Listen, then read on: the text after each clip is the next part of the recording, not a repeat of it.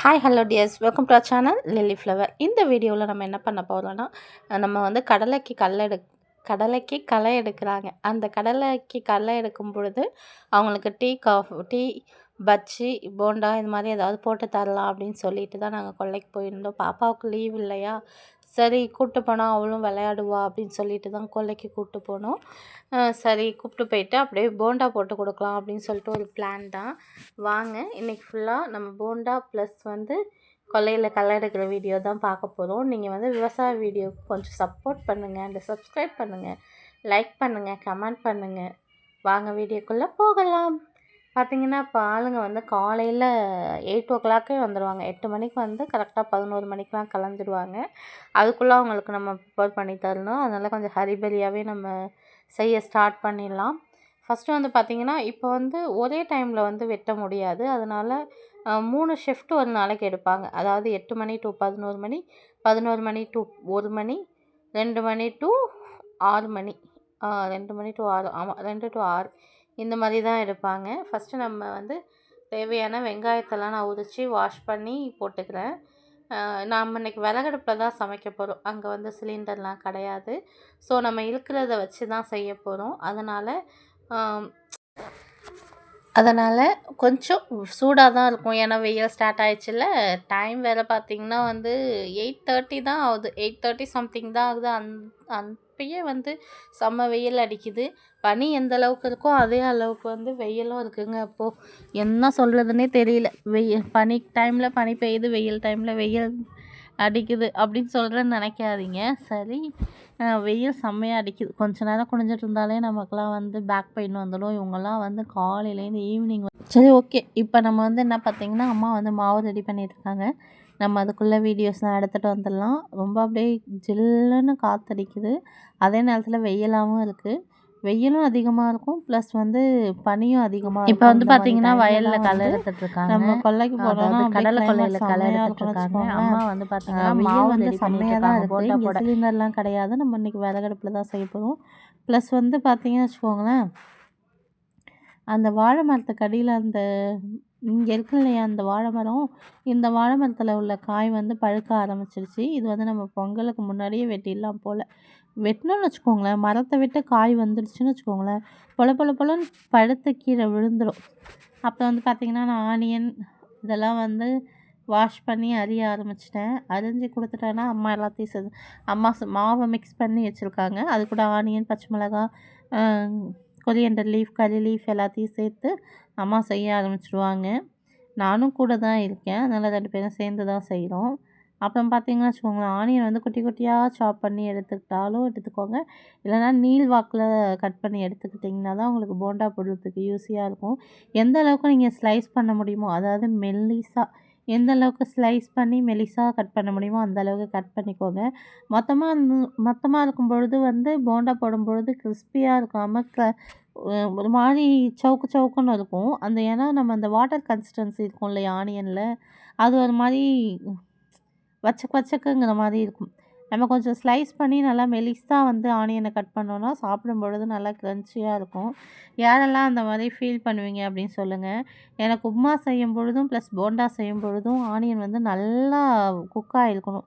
இல்லைன்னா டேஸ்ட் ஒரு மாதிரி எனக்கு டிஃப்ரெண்ட்டாக தெரியும். அதுவும் உப்புமா செய்யக்குள்ள அரை வயக்காட்டில் வெங்காயம் இருந்துச்சுன்னா எனக்கு அது சாப்பிடவே வந்து பிடிக்காது. உங்களுக்கெல்லாம் எப்படி இருக்கும்னு சொல்லுங்கள். அதுக்கப்புறம் பார்த்திங்கனாலும் இந்த கொல்லையை முடிச்சுட்டு, அதாவது அந்த ஒரு முன்னாடி இருக்கிற ஒரு பாத்தியை முடிச்சுட்டு செகண்ட் பாத்திக்கு வந்திருக்காங்க. பாத்தி வேறு அந்த பிளேஸ்லேருந்து அந்த பிளேஸ்க்கு போயிருக்காங்க. அங்கேருந்து திருப்பி வெட்டிட்டு வருவாங்க. அந்த பின்னாடி இருக்கிற ஷெட் எப்படி கிளார் அடிக்குது பாருங்களேன், அந்த கிளார் அப்படி அடிக்குது. அப்படியே பேசிகிட்டே இருக்கிற டைமில் நமக்கு வந்து எண்ணெயும் காஞ்சிடுச்சு. எண்ணெய் காஞ்சதும் நம்ம போண்டா போட்டு எடுத்துக்கலாம். டேஸ்ட் அவ்வளோ நல்லா இருந்தது. நம்ம கடையிலலாம் அதிகமாக நான் வந்து ஆயில் ஐட்டம் சாப்பிட மாட்டேன். மோஸ்ட்டாகவே நான் கடையில் எதுவுமே எந்த ஸ்நாக்ஸும் சாப்பிட மாட்டேன். இன்னொரு விஷயம், நான் அதிகமாக ஆயில் ஐட்டமும் சாப்பிட மாட்டேன். ஆனால் வந்து இந்த வாட்டி போட்ட போண்டா வந்து டேஸ்ட்டாக இருந்துச்சு. ஃபஸ்ட்டு உப்பு இருக்கான்னு செக் பண்ண மட்டும் எடுத்து ஒன்று சாப்பிட்டு பார்த்தேன். அப்புறம் வந்து எல்லாருக்கும் கொடுத்தாச்சு. ஏன்னா நம்ம கிராமத்தில் பண்ணிகிட்ருக்கோம் இல்லையா, இப்போ நம்ம கொடுக்க ஸ்டார்ட் பண்ணாலே வந்து இங்கே நம்ம கொல்லைக்கு பக்கத்துலேயே தெருவும் இருக்குது. நம்ம கொல்லை தான் ஃபஸ்ட்டு இருக்குங்கிறதால கொல்லைக்கு பக்கத்துலேயே தெருவும் இருக்குது. அங்கே இருக்கிறவங்க ஏதாவது சின்ன சின்ன குழந்தைங்க இந்த மாதிரி இருக்கிறவங்களுக்கே கொடுக்கறது கரெக்டாக இருக்கும். அதனால் நான் ஃபர்ஸ்ட் எடுத்த உடனே நான் வந்து சாப்பிட்டுட்டு டேஸ்ட் பண்ணிவிட்டு அதோட விட்டுட்டோம் நானும் அம்மாவும். அதுக்கப்புறம் எல்லாருக்கும் கரெக்டாக இருந்துச்சு. ஆனால் இந்த வாட்டி டேஸ்ட் அருமையாக இருந்துச்சு. அது விறகடுப்பில் போட்டதாலையா இல்லை என்னன்னு தெரியல, செம்ம டேஸ்ட்டாக இருந்துச்சு.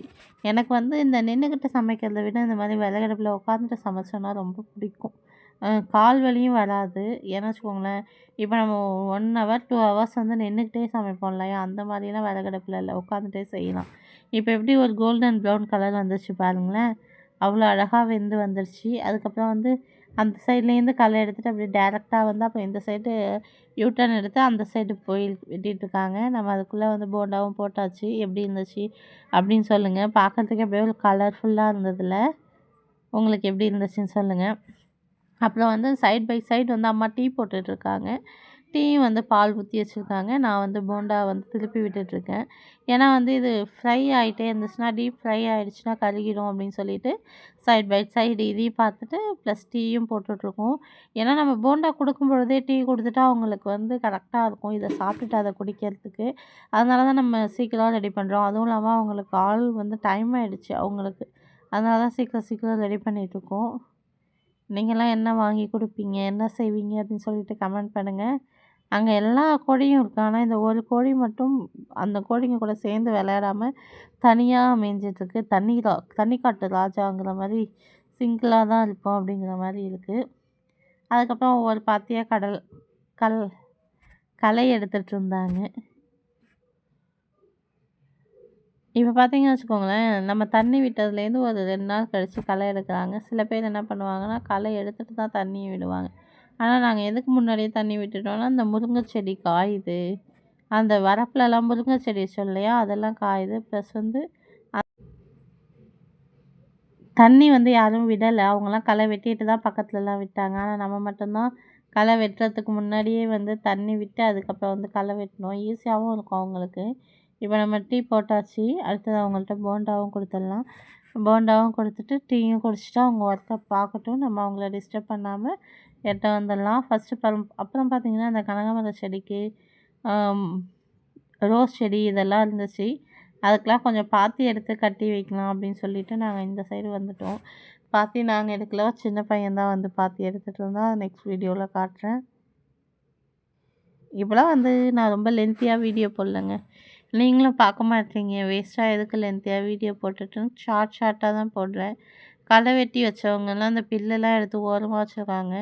இந்த பில்லு எடுக்கலைன்னா என்ன ஆகும்னா, திருப்பி வேர் பிடிச்சி திருப்பி கொல்லைக்குள்ளேயே வந்து கோலை உருவாகி திருப்பி பில்லாகிடும். அப்புறம் நம்ம இன்னும் ஒரு 2 டைம் களை வெட்டணும், ஒரு 2 டைம் மருந்தடிப்பாங்க. இதெல்லாம் செஞ்ச பிறகு தான் நமக்கு கடலையாக உருவாகி வரும். நம்ம சாப்பிட்றது மட்டும்தாங்க நமக்கு தெரியும். ஆனால் அதுக்கு பின்னாடி எவ்வளோ கஷ்டங்கள், எவ்வளோ வேதனைகள், எவ்வளோ வந்து செலவுகள் அப்படின்னு சொல்லிட்டு பார்க்குறவங்களுக்கு யாருக்குமே தெரியாது. விவசாயம் பண்ணுறவங்களுக்கு தான் தெரியும். அவங்களுக்கு என்னப்பா அவங்க கொல்லை வச்சுருக்காங்க, இவங்களுக்கு என்னப்பா இவங்க வீடு வச்சுருக்காங்க அப்படின்னு தயவுசெய்து யாருமே பார்த்து பொறாமைப்படாதீங்க. யாரையுமே பார்த்து கேட்காதீங்க. அதை எவ்வளோ கஷ்டப்பட்டு அவங்க வச்சுருப்பாங்க, அதை எவ்வளோ கஷ்டப்பட்டு அவங்க வீடு கட்டியிருப்பாங்க அப்படின்னு சொல்லிட்டு அவங்களுக்கு மட்டும்தான் தெரியும். சில சொல்ல முடியாத வலிகளும் சொல்ல முடியாத விஷயங்களும் நிறையா இருக்கும். அதெல்லாம் வந்து உங்ககிட்ட எக்ஸ்பிளைன் பண்ணிகிட்ருக்க மாட்டாங்க. ஜஸ்ட் ஒரு ஸ்மைலில் வந்து அந்த சுச்சுவேஷனில் அவங்க கடந்து போவாங்க. யாருமே வந்து நீ ஏன் என்ன அப்படி கேட்ட அப்படின்னு சொல்லிட்டு திரும்ப கேட்க மாட்டாங்க. இவங்க சொன்னதை மனசில் வச்சுக்கிட்டு அதுக்கப்புறம் போயிடுவாங்க. நம்ம உளுந்து போட்டிருந்தோம் இல்லையா, அந்த இடத்துல உளுந்தை விட நிறைய காய்கள், அதாவது உளுந்தை விட நிறைய கோரைகள் தான் இருக்குது. உளுந்து பார்த்திங்கன்னா இப்போ தான் குட்டி குட்டியாக வந்து பைத்தங்காய் சைஸில் வந்து பிஞ்சு வச்சுருக்கு. அதுக்கப்புறம் பார்த்திங்கன்னா யார் மனசையும் கஷ்டப்படுத்துகிற மாதிரி பேசாதீங்க. உங்களுக்கு பிடிச்சதுன்னா பேசுங்க, பிடிக்கலனா விலகிடுங்க. That's it. இதை விட்டுட்டு அவங்கள பற்றி இங்கே சொல்கிறது, இவங்கள பற்றி அங்கே சொல்கிறது அப்படின்ட்டுலாம் சொல்லிகிட்ருக்கிறது ஒரு லைஃபுக்கு தேவையில்லாத விஷயங்கள். நான் ஏதோ சொல்லணும்னு சொன்னேன், யாரையும் குறிப்பிட்டும் சொல்லலை. ப்ளஸ் வந்து வீடியோவில் எதுவும் பேசணுங்கிறதுக்காக பேசலை. ஜஸ்ட் ஃபார் ப்ராக்டிக்கலாக சொல்கிறத சொன்னேன். இந்த இடத்துல எவ்வளோ வளைவாக எப்படி வச்சுருக்காங்க பாருங்களேன் இங்கே. அதாவது இங்கே என்ன இருக்குன்னா மரவள்ளி கிழங்கு, அது அப்படி இருக்குது. மரவள்ளி கிழங்கு செடி தான் வச்சுருக்காங்க. நம்ம இப்போ எடுத்தோம் இல்லையா, நமக்கு மரவள்ளி கிழங்கு எவ்வளோ வந்துச்சு, அந்த மாதிரியும் நெக்ஸ்ட் இயர் நம்ம கடலை பிடுங்கிறதுக்கு அப்புறம் இந்த மரவள்ளி கிழங்கு, இந்த ஆனியனும் வந்துடும். இங்கே ஆனியன் பார்த்திங்கன்னா செம்ம அழகாக வந்திருக்கு. தென்னந்தோப்பு மாரி இருக்கு பாருங்களேன். இந்த கிட்ட பார்த்தீங்கன்னு வச்சுக்கோங்களேன், தென்னந்தோப்பு செடி எப்படி இருக்கும்? அந்த மாரி இருக்கு. அதாவது பிள்ளை செடி வச்சா எப்படி இருக்கும்? அந்த மாரி இருக்கு. இவங்க வரப்புலயே வச்சிருக்கறதால பார்க்கறதுக்கு க்யூட்டாவும், கிரீனரியாவும் இருக்கு. Okay tears. இந்த வீடியோ இதோட முடியுது. இந்த வீடியோ உங்களுக்கு பிடிச்சிருந்தா லைக் பண்ணுங்க, ஷேர் பண்ணுங்க. மறக்காம லில்லி ஃப்ளவருக்கு சப்ஸ்கிரைப் பண்ணுங்க. மீண்டும் ஒரு நெக்ஸ்ட் வீடியோல மீட் பண்ணலாம். Until bye from Pratheeba. Thanks to all. அப்புறம் பார்த்தீங்கன்னா, லைக் பண்ணவும் மாட்றீங்க, கமெண்ட் பண்ணவும் மாட்றீங்க, சப்ஸ்கிரைப் பண்ணவும் மாட்றீங்க. நெறைய பேர் வந்து 75% வந்து சப்ஸ்கிரைப் பண்ணாம தான் பார்த்துட்ருக்கீங்க. Please subscribe and like and comments. நான் வந்து என்ன பண்ணிட்டுருக்கேன்னு பார்த்தீங்கன்னா, அங்கே எடுத்து போட்ட புல்லெல்லாம் எடுத்து போட்டுட்டு இருந்தேன். பாய். நெக்ஸ்ட் வீடியோல மீட் பண்ணலாம்.